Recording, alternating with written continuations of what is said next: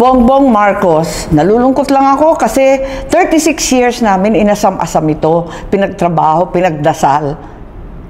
Nasayang eh. Lisa Marcos, hindi ko naman kamag-anak yan, hindi ko naman ka-ano-ano.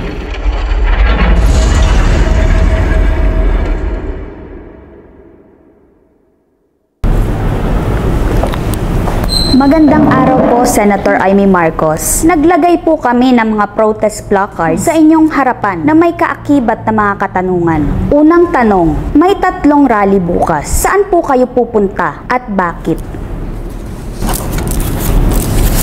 Luneta, sa palagay ko karambola yan. Sari-sari yung agenda dyan. Mahirap yata. EDSA Shrine. Naku, maliwanag naman kung sino-sino nariyan. Hindi ako welcome. Eto, Camp Aguinaldo. Naku, mas maigi. Dyan na lang kaya magkumpune kasama ng mga dating sundalo. Meron pong 4 na opisina. Ano po ang maigsing mensahe nyo sa bawat opisina na ito? Malacanang.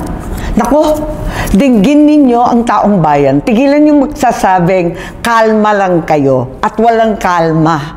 Pwede ba? I-withdraw kaya ninyo yung budget at isaayos ng maigi mula sa DBM na puros unallocated, unprogrammed hanggang sa DPWH. Siya sa ating maigi. Ay, DPWH, yung mga resign on leave na yan, hindi yan lulusot. Congress, nako, tigilan ng turuan, tigilan ang pambobola sa isa't isa. Senate, nako, sa aking mga kasamahan. Huwag tayong didikit sa script na pinadala sa atin.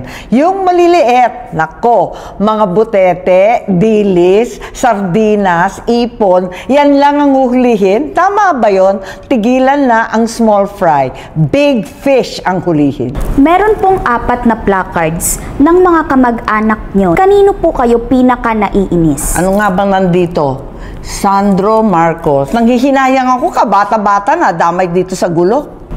Bongbong Marcos. Nalulungkot lang ako kasi 36 years namin inasam-asam ito, pinagtrabaho, pinagdasal. Nasayang eh.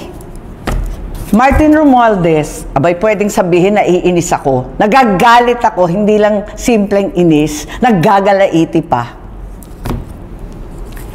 Lisa Marcos, hindi ko naman kamag-anak yan, hindi ko naman ka-ano-ano.